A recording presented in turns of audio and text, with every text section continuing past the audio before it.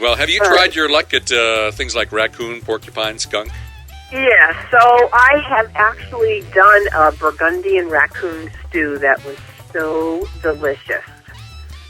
However, one thing that I will say, that eating a game meat like that continually just could eat garbage in and out. I mean, it actually does that to your system, in and out. It's clarifying, let's just say. Well, now we have just crossed the line into too much information, but...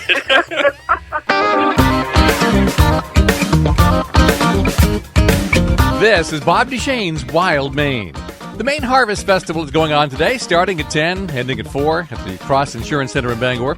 Since just about everybody goes to it, I'll probably bump into you there shortly after today's show ends. I'm sure there'll be some cooking demonstrations, but it's going to have to be a doozy if it's going to beat the one that happened 2 years ago at the festival. That's when wild game cook Kate Krokowski-Gooding whipped up a batch of curried beaver. Coincidentally, Kate was my guest that same weekend, and it's still one of my all-time favorite shows. So we're going to encore some of that.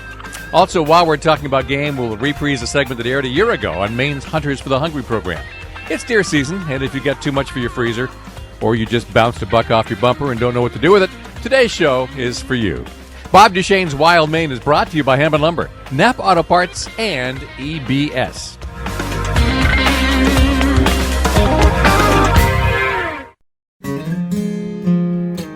It was just a year ago that I had Jason Hall on the show to talk about Maine's Hunters for the Hungry program. That's a program that started 20 years ago. It's run jointly by the Maine Department of Inland Fisheries and Wildlife and the Maine Department of Agriculture, Conservation and Forestry, which is where you find Jason. It distributes donations of excess or unwanted game to food pantries, soup kitchens, shelters affiliated with the Emergency Food Assistance Program. That's the short version. For a better explanation, we go to Jason Hall. Well, Hunters for the Hungry, it's actually a state of Maine program that collects wild game through donations, poached animals, and roadkill, and our program finds a home for it at food pantries, soup kitchens, and shelters to help the less fortunate. I'm going to guess if it's a poached animal, this comes to you from the Maine Game Wardens and not some hunter in the woods who said, "Hey, I just poached this deer. You want it?" Absolutely. We have a great relationship with many of the warden stations throughout Maine. Mm-hmm. It's actually an inland fisheries and wildlife program that the Maine Department of Agriculture runs for them. So we have a collaboration. We have a network of food pantries, soup kitchens, and shelters throughout the state of Maine. Mm. And IFW, has the product. So we work side by side and make sure it gets to families in need. I was wondering how that worked, because this is too policy wonkish for most people, but I'm thinking to myself as I'm making this call, why is something that has to do with game animals over at ACF? Well, ACF runs a few federal programs that concentrate on food assistance to the public. Mm-hmm. If you remember the government cheese back in the 80s, oh, yeah.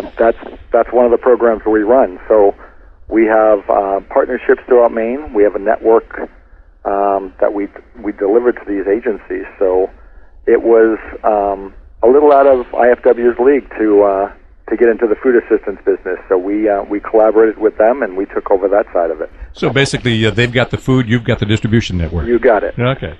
So what is accepted again? What game animals? We accept moose, bear, mm-hmm. and deer. Okay, and that's all? No. Yes, we tried our hand at ice fishing derbies and just didn't have a very reliable processor for the fish. Mm-hmm. We have a lot of phone calls about people wanting to donate chickens and sometimes turkeys, but we don't have a reliable processor for poultry. Yeah, okay. So we've stuck with just the deer, the moose, and the bear. Mm-hmm. I would think also a large game animal sort of is more efficient. If you had to process small game, rabbit's hair, whatever, yes. That would really be kind of time-consuming and not produce very much. Absolutely, okay. and actually the state of Maine does pay for the processing of these animals.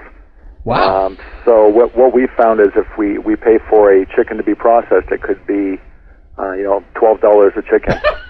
Where if we went to a local grocer and bought it, it would be $6. So right. It's not cost efficient to go that route in our state. So are there contributions made to the program so that the processing fees are covered? Absolutely. We've had several smaller donations from auction companies, from just the general public that wants to help.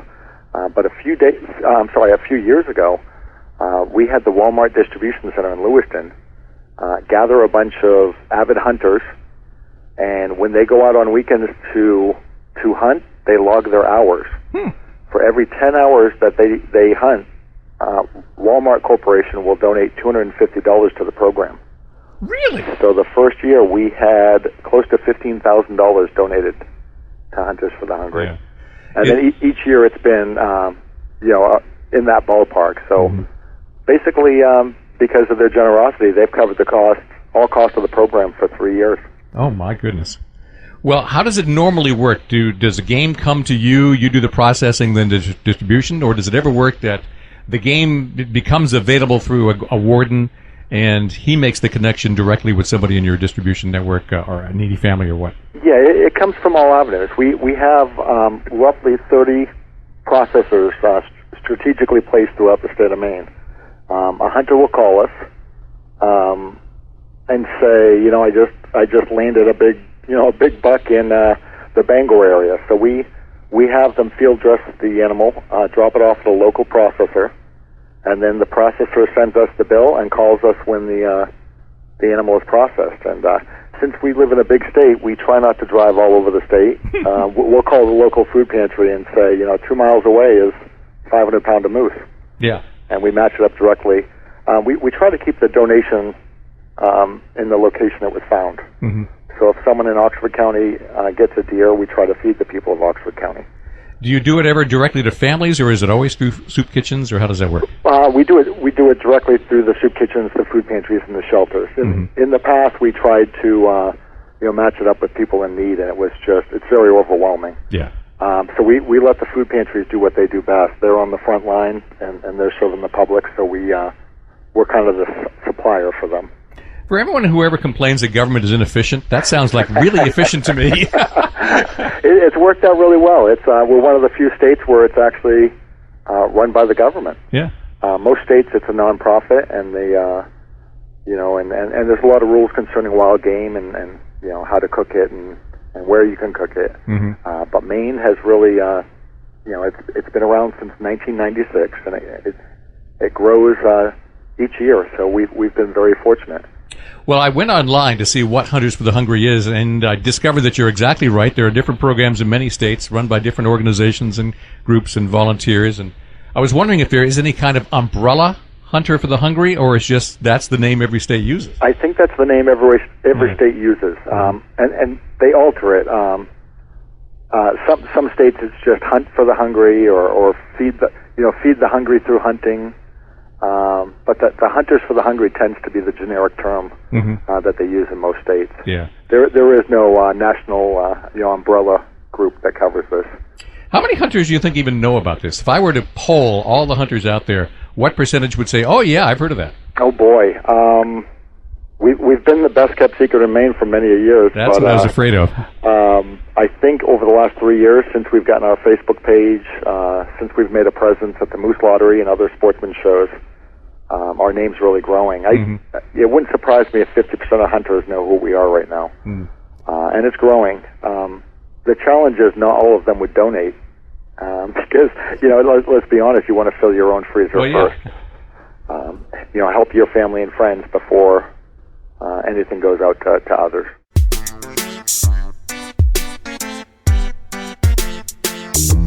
You're listening to a conversation I had with Jason Hall 1 year ago about Maine's Hunters for the Hungry program. Up next, what about roadkill? Do they take it? What condition does it have to be in, etc.? I'll repeat this number again later, too, but if you want more information to donate or to get connected to a Hunters for the Hungry participating meat processor, call toll-free 1-888-4-DEAR-ME. That's 1-888-4-DEAR-ME. By the numbers, that's 1-888-433-3763. This is Bob Duchesne's Wild Maine on Sports Radio 92.9 The Ticket.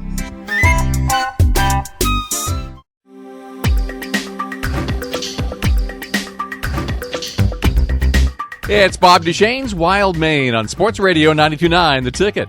The Maine Harvest Festival gets underway at the Cross Insurance Center at 10 this morning. Later on today's show, an encore conversation with Kate Krukowski-Gooding. a wild game cook who can do wonders with a few herbs, a little seasoning, and some good roadkill. Speaking of roadkill, Jason Hall is on the line with me now. We talked a year ago about Maine's Hunters for the Hungry program, and since this is deer season, it's information that we need to get out to a lot of sportsmen who may not even know about this program, even though it's been around for 20 years.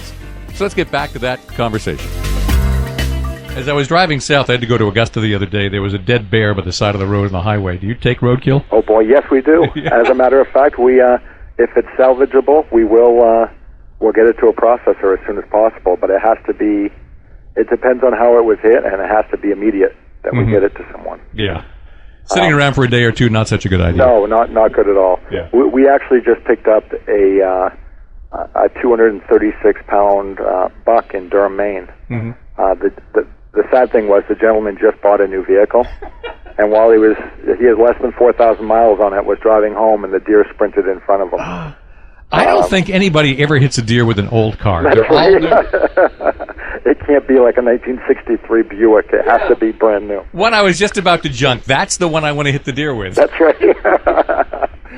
How about, do you take donations year-round, or is this just during hunting season? We do.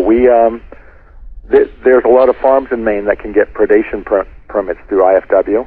If the critters are ruining their crops, they get this permit that allows them to kind of harvest some of the animals. So we do get year-round donations. We've worked with groups that do like animal control on some of the islands off of Maine to control the tick population. They have to control the deer population. So sometimes those individual hunting seasons on the islands are a little longer than the regular state of Maine rules. Yeah. So we've definitely gotten donations year-round. There's roadkills year-round. And unfortunately, there's poached animals year-round as well. Do you actually take meat that has already been processed? We do. A lot of times people will have an animal in their freezer, and they're getting ready for next year's hunt. So we'll take we'll help clean out your freezer and get it to people in need to make room for the next harvest.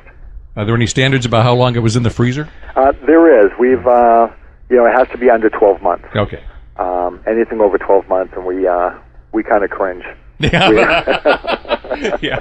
You should look in my freezer at home. Yeah, I know. You want to cringe? So if I need some room in the freezer and some of this moose just has to go, anything up to a year old is okay? Yes, absolutely. Mm-hmm. Why not? I mean, we touched about duck and grouse, which would be small, but turkey seems a little bigger. Why not that? It's just the lack of poultry processing in Maine. Oh, okay. And the cost associated with it. I could go to the local grocer and just pay a fraction of the cost. As much as I want to, help the local economy. Yeah. We have to be accountable to, how we spend the money here. Mm-hmm. Okay, let's say, how do people contact you, either with donations of food or donations with money? The best way to contact us is we have an 800 number. It's actually an 888 number for Dear Me, which is 888-433-3763. And we will help them coordinate getting to the local processor. We've also been known if the hunter is in a region that's not even close to a processor, we've been known in our travels with the other programs to swing by and pick up the animal and deliver for them. So we've been known to scare a few people when we drive around with 4 to 6 deer in the back of a truck. Yeah, really. And then after that, we just match it up, to the closest pantry that's involved with Hunters for the Hungry. Yeah, and if a business wants to contribute as well financially or in some kind of employee support, there would be the same number to call? Absolutely, yes. Well, I found you by Googling Maine Hunters for the Hungry, and that took me right to the site at ACF's website. Yes, yeah. So that's the way to go? That's the best way to go. There's more information actually on the Facebook site. So if you do a Facebook search for Maine Hunters for the Hungry, there's some we have some recipes on there. We have information. We give thanks to a lot of the people that have helped make this a successful program. And there's all the information you need is on the Facebook page as well. We've grown this program every year for the last 3 or 4 years. It's very successful right now, and we just hope everyone continues to support us. So as you're running this, what does it say in your resume? I move meat around? don't know if it's Roadkill King or Food Dude. I'm not quite sure. Food Dude.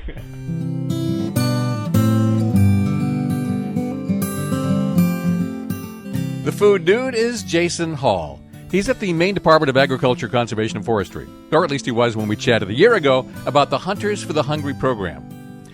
I took him up on the suggestion, and I checked the program's Facebook page. Sure enough, you get an idea of how this really works in action by looking it up. From October 20th, there was this posting, quote, "On Saturday, a deer was donated in Falmouth. By Monday, it was on its way to wayside food programs, and 6 pans of meatloaf were cooked and served to hundreds of people. Today, 15 gallons of chili were served at meal sites across Cumberland County. This is one example. We also distribute ground meat, steaks, roasts, etc. to pantries across the state to distribute into people's homes." Then on Halloween, they posted up this one. "If you saw our post on October 20th regarding meatloaf and chili being served to wayside food programs, it was all because of Devin Prue. Devin donated 18 pounds of frozen venison. Shortly thereafter, he donated a deer. Within a few days, Devin went for the trifecta and donated another deer. Thank you, Devin, for the huge boost at the beginning of the season. You have helped so many." And this one was a little closer to home. It was just posted up a few days ago. A shout-out to Worcester Custom Meat Cutting in Charleston. They posted, "Worcester's has been busy processing for Hunters for the Hungry. IF&W has brought them 2 moose and 1 bear.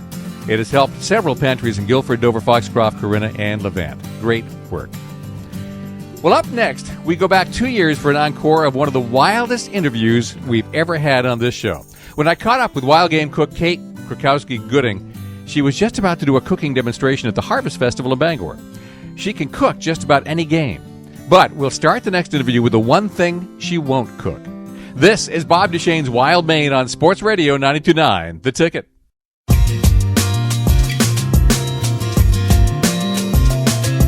This is Bob Duchesne's Wild Maine. Saturday mornings at 9, Sunday mornings at 8 on Sports Radio 92.9, The Ticket. The Maine Harvest Festival starts in a few minutes. It runs 10 to 4 at the Cross Insurance Center in Bangor. A couple of years ago, Kate Krakowski-Gooding was the guest cook, doing a demonstration on how to cook wild game. And she served up curried beaver to the crowd. Now, I had some of that. I suppose I'd have another bite. Well, that interview has been sitting in my archives on the shelf in my studio just begging to be aired again. Not only is it hunting season, not only is it Harvest Festival weekend, but this was one of the funniest interviews I've ever done on this show. And it all started when I asked her if there was any wild game that she wouldn't cook. Yes, bobcat. Bobcat. Yeah, a friend of mine got a bobcat for me one time, and because I always have had cats, I just have a hard time with it. Yeah, I could see that, I suppose. What if somebody else prepared it for you so that you didn't actually have to look at it? No. No. Unless I didn't know what it was, seriously. and I'll try anything once. Mm-hmm. Well, now, before we cook some critters up here, I found your resume to be diverse. You've done a lot of things over the years. What got you into cooking to begin with? Well, part of it was, growing up, both my parents worked, and on Friday nights I got to do something wild with the kids, and it was always something really creative. Mostly with desserts, but a lot with different foods. And we grew up, meat and potatoes person, so I didn't really have a lot of seafood. So the more I learned from neighbors trying different things, I remember I was 14 years old and tried sage and went absolutely crazy because of the sage and stuffing. Mm-hmm. And then the next year I actually had gone to Spain. My parents paid for a trip for me to go with my Spanish class and try saffron and, in a paella dish. And so it has just actually snowballed from there. So the first thing I do whenever I travel anywhere is I find out what's indigenous to the area, even in the United States, because of all the different types of mushrooms and sunchokes and all different kind of foraging. So how I got started writing in the cookbooks is I was working for my husband's acapella.com company up on Mount Desert Island, and he, I helped him turn the business around so he was financially stable in it, and And I got bored, and so I said to him one day, I said, so what don't you like about me being at the company? And he just looked at me and goes, what do you mean? Your day-to-day presence. Yeah, well, he said, no. He goes, it's great. I go, no, seriously, think about it. And then he said, oh, my God, you asked me all these questions. I said, yeah, the day-to-day operations, which I don't really enjoy. Mm-hmm. So I said, I'm quitting. That's bored. So I ended up, doing a little consulting work. And a friend of mine wanted me to write a cookbook for her, mm-hmm. A specialty table talk one. But unfortunately, she wanted me to do it for 100% profits. Sales commission. And, yeah. What she wanted she really needed to get national recognition on. It would take about 18 months, and I said, I really can't do that. So I was like, I have been cooking all my life, and I have hundreds of recipes, and my husband and I designed our kitchen, which had 52 drawers, and a good percentage of them were all spices that I collect from all over the world. So I just started writing cookbooks. So that was back in 2006, and here I am still doing it. It's amazing what can take over your life when you didn't see it coming, isn't it? It is. Yeah. But it is so much fun, and what we're talking about, my Beaver cookbook, which came out last week. I'm also working on my third private cookbook for a company. Could you repeat that, your Beaver cookbook? Yes. So the first cookbook is Wild Maine recipes. Uh-huh. The second one's simple gourmet lamb with side dishes and wine pairings. And this third is 50 ways to eat a beaver. Boy, you really put the mystery in mystery meat. It's like, are your neighbors or relatives afraid to come over for a Saturday night dinner? Well, it's so funny. When we were on Mount Desert Island, because I love to socialize, everybody would come over and say, okay, don't tell me until I'm done eating. Mm-hmm.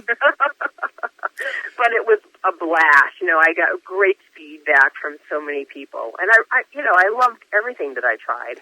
Well, how did you become an expert on actually cooking wild game then? Because if I recall correctly from your website, you actually sort of grew up in Connecticut, which is not the hotbed of wild game eating. No, it's not. So when I was 19, my brother, Chris, who is a Maine guide and works up in Jackman still, he had bought me my first shotgun, and so I got into skeet shooting. And then when I moved to Maine, I got into partridge hunting, which I really loved. Mm-hmm. And then my boyfriend at the time took me trapping, and he asked his mom, when we got back from trapping, have some beaver made for her. So she goes, you want to stay for dinner? And I said, sure. So we're sitting and eating, and it was beaver in a barbecue sauce on top of noodles, and it was so good. I just became a fanatic. So I started, calling friends, whatever you have, let me try. Well, you actually won a moose permit in 2007. How did it taste? Oh, actually, I've won two. Oh, you have? Okay. Yes, and they were awesome. Mm-hmm. And I always only picked, the Jackman region because, my brother's a guide up there, and I love walking the area. So, plus I want to get a bull, the big one. Right, yeah. Now, I see from your website that you have recipes, a lot of recipes for moose and bear and deer and rabbit, but you are now doing one on beaver, and beaver is not one of those game animals that people typically talk about making stews and chilies out of.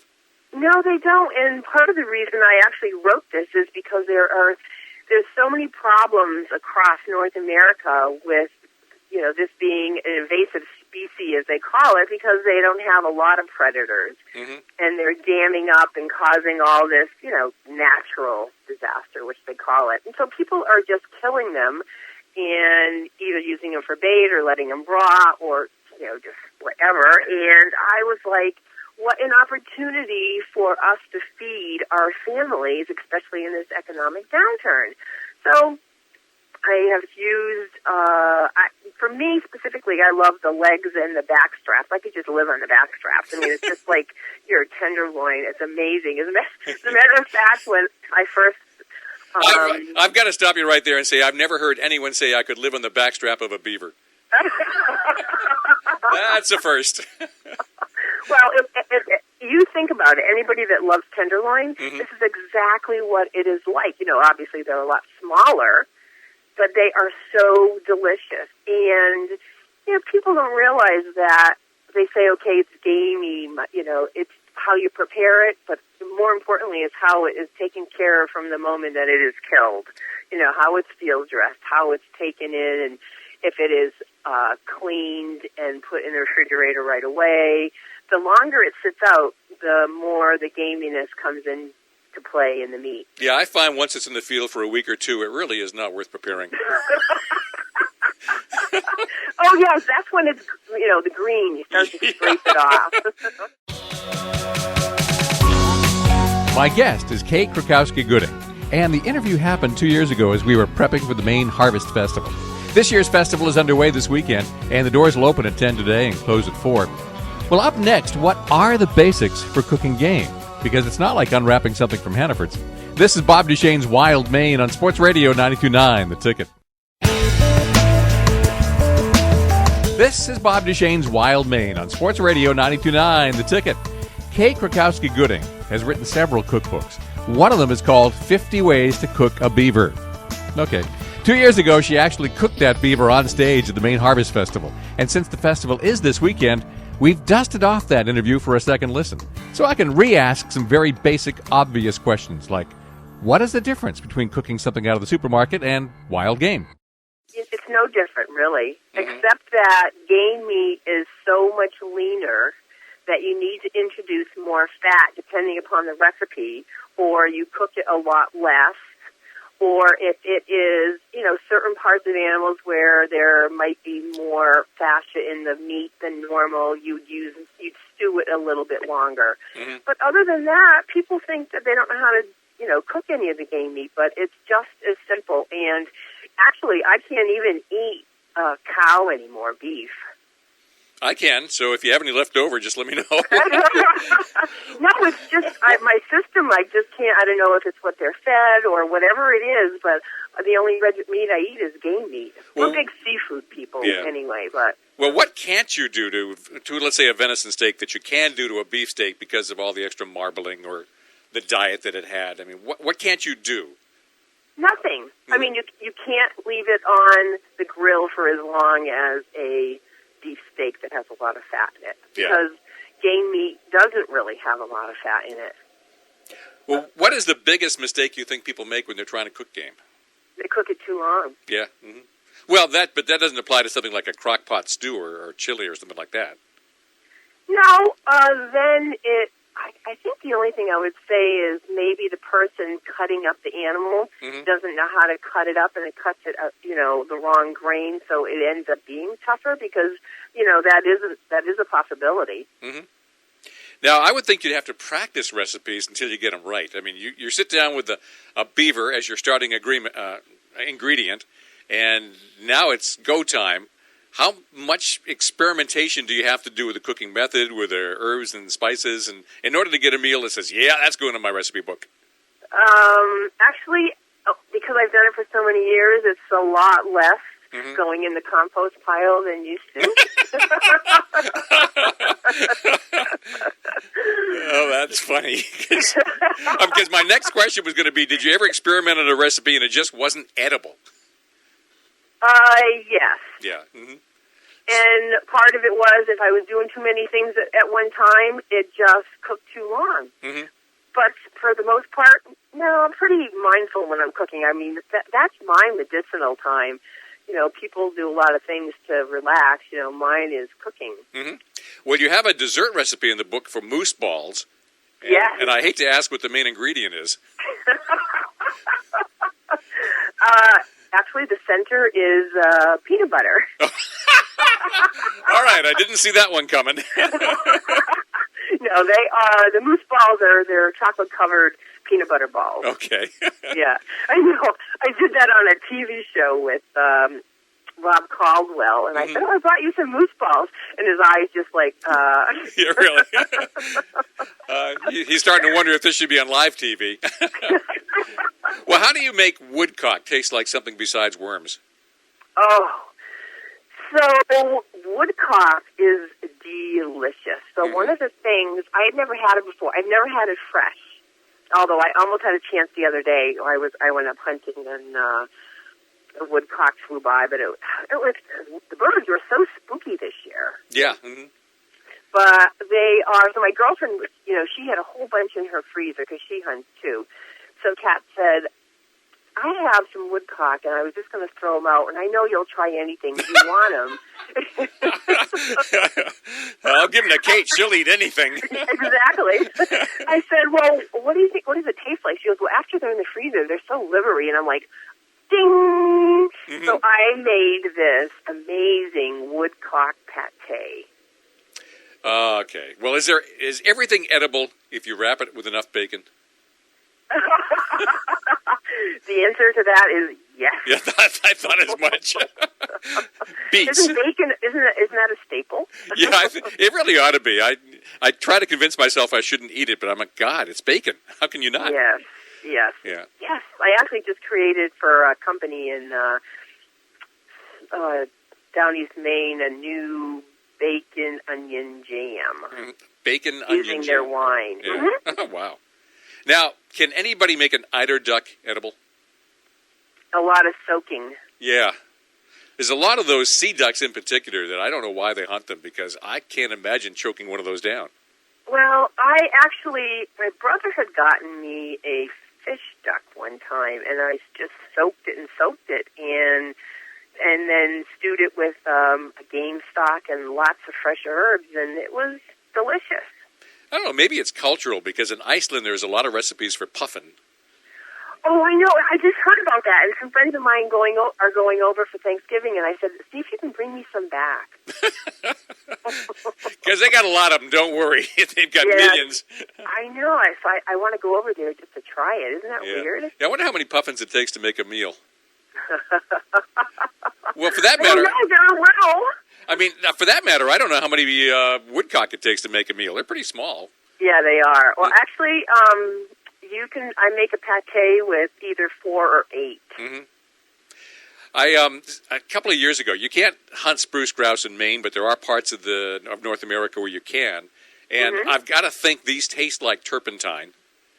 So I went online to see if there's actually recipes for how do you cook spruce grouse, and the answer pretty much came back: if you cook all the flavor out of it and drown it in blueberries or cranberries, you can eat it. Right. It's my brother actually was a guide up there for caribou and spruce grouse and salmon and everything, and he said that it's piney. Right, exactly. Well, that's what they're eating. They don't call it spruce grouse for nothing. No? Well, they have I know even when I got the partridge this year, its crop was just full of these like maple seeds and all these little spruce ends and stuff like that, little needles. Well, have you tried your luck at things like raccoon, porcupine, skunk? Yeah, so I have actually done a Burgundian raccoon stew that was so delicious. Now however, one thing that I will say, that eating a game meat like that continually just could eat garbage in and out. I mean, it actually does that to your system in and out. It's clarifying, let's just say. Well, now we have just crossed the line into too much information. But well, I mean, if you take a raccoon, a Burgundian recipe, you put in wine, probably onions, mushrooms. Why don't you put all those ingredients in, then just take the raccoon out? Well, you could do that. Yeah. Possum. But the game meat adds a really another delicious flavor. Yeah. Now, there's obviously game that we don't have a lot of here, like possum, that is really popular all over the South. Mourning dove is the most hunted game bird in America. Do you have a chance to cook with things that really aren't native to Maine? Yes, actually, my husband, he has the same sense of adventure as I do, for my birthday last year, got me, he bought me iguana and python and alpaca and llama tongue. I mean, there's this place, I guess, in Nevada that gets all this wild game, and the python actually comes from Vietnam. Mm-hmm. And it was delicious. Well, if you get them live, you can have it squeeze its own lemons. Yeah. Kate Krakowski-Gooding is putting the wild into Bob Duchesne's Wild Maine today. We actually had this chat 2 years ago when she was about to take the cooking stage at the Maine Harvest Festival. Well, this year's festival is about to start. It runs 10 to 4 today at the Cross Insurance Center in Bangor. Up next, What is it that most Maine people think they can't cook? This is Sports Radio 92.9, The Ticket. This is Bob Duchesne's Wild Maine on Sports Radio 92.9, The Ticket. The Maine Harvest Festival starts at 10 this morning. 2 years ago, one of the celebrity cooks up on the kitchen demonstration stage was Kate Krakowski-Gooding. At that time, she had just published her third cookbook, 50 Ways to Eat a Beaver. She even cooked up one of those 50 ways for the audience that day, curried beaver. As we chatted prior to her show, the inevitable question came up. What is that one thing that most Maine people think they can't cook? A goose. I couldn't agree with you more. And I have cooked it successfully twice. Mm-hmm. And unsuccessfully, how many times? No, I've only cooked goose twice from a friend of mine up on MDI that had gotten me the goose, the geese. Now, this is Canada goose you're talking about. Yes. Yeah, okay. And, I haven't done the other one because, people do cook that one. But I wanted to do a Canada geese because they say they don't know how to cook it. Mm-hmm. So the first time I did it, I actually set it in a brine for, brine. So I put the goose in a brine for 24 hours. It was a little bit of a spicy, salty brine. And then drained it, patted it dry, and then smoked it. We have a smoker. Okay. And that came out really delicious because every couple hours I added new chips to really, really give it a heavy smoky taste. And it ended up being still moist because I had a water bath underneath it, and that was delicious. Mm-hmm. But the all-time thumbs up from all my friends was, so we have beanhole bean pits. Okay. I do a big one. It's in my last cookbook, the pictures of it. And so in the cavity, I salted it first, and then I put a 1 cup frozen, really deep concentrated game stock and stuffed all these fresh herbs in the cavity. Then I oiled the whole aluminum foil and did a double heavy covering of it, wrapped it tight, put it in the beanhole bean pit for 4 hours, and took it out. And the marinade from the frozen game stock with the herbs just kept it moist, and it was to die for. Wow, it does sound fascinating. It also sounds like one heck of a lot of work. Oh, my goodness, but it's so worth it. If you have, I am always searching for the new taste. Mm-hmm.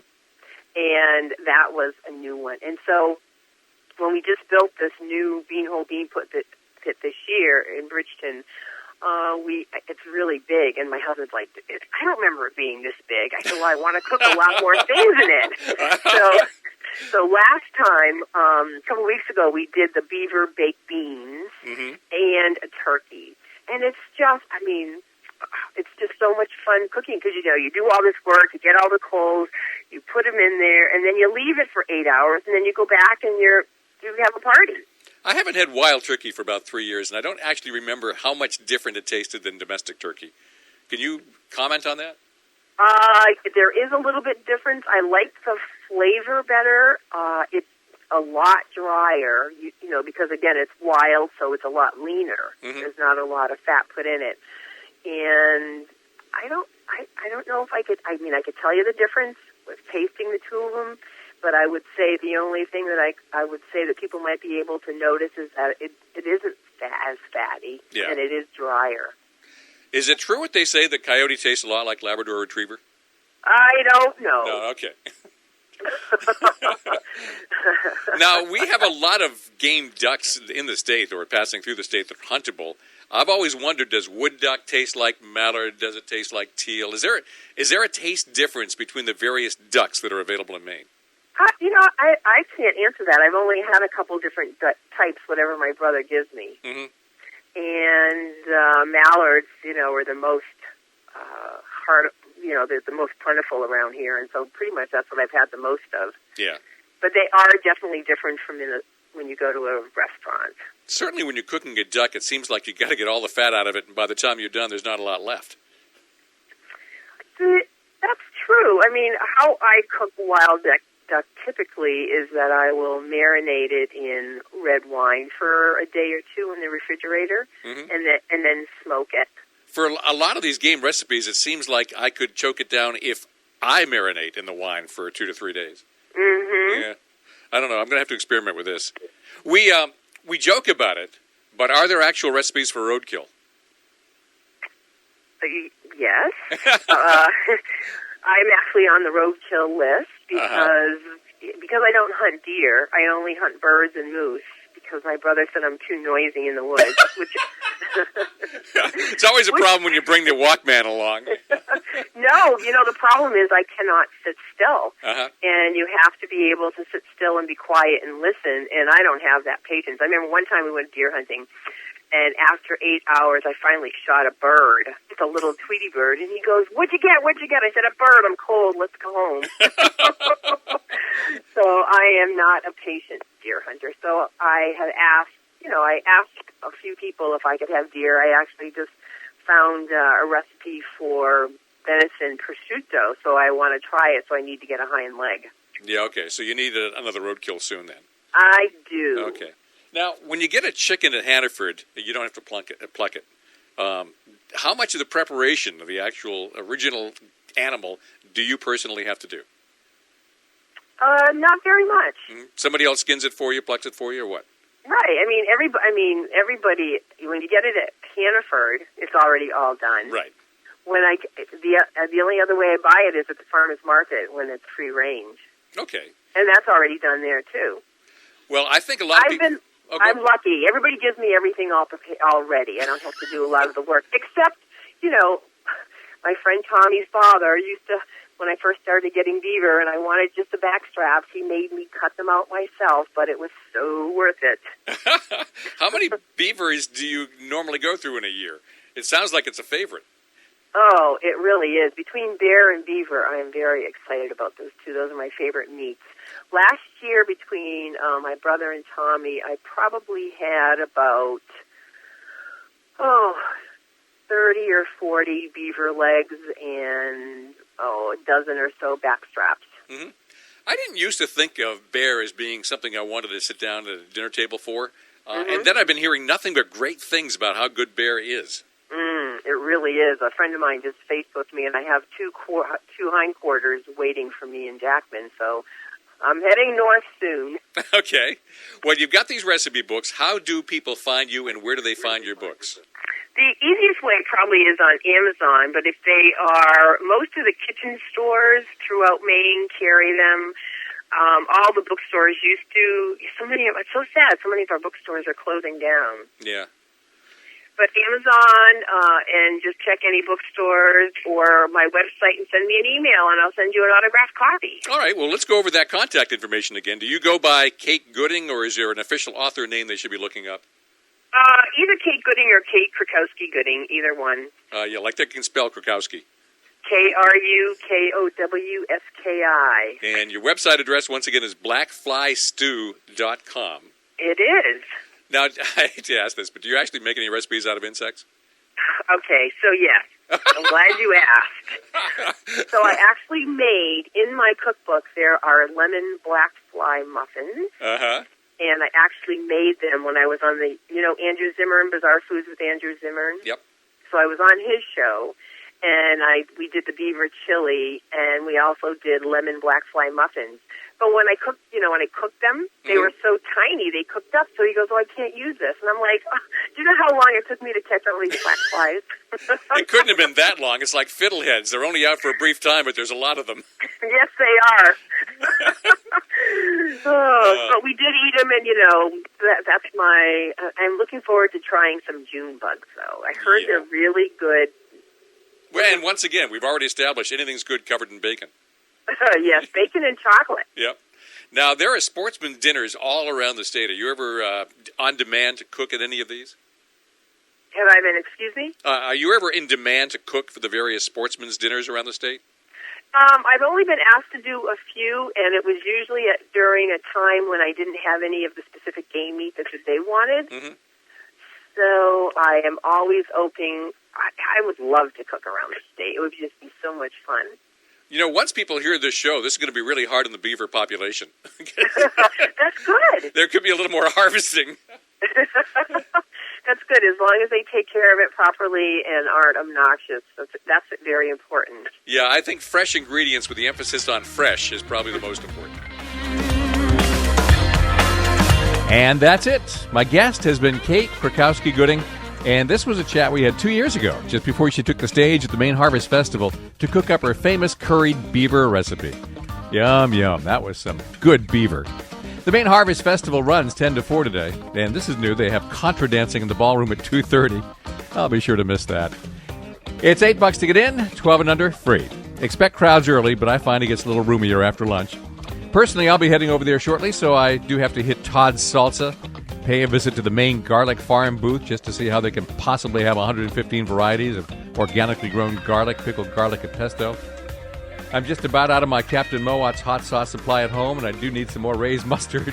This has become a tradition. I always come home with a frozen leg of lamb and lots of frozen sausages. Bob Duchesne's Wild Maine returns next Saturday morning at 9 and Sunday morning at 8. And remember, all shows are archived at 929theticket.com, so you can re-listen or share any show with anybody. This is Sports Radio 92.9 The Ticket.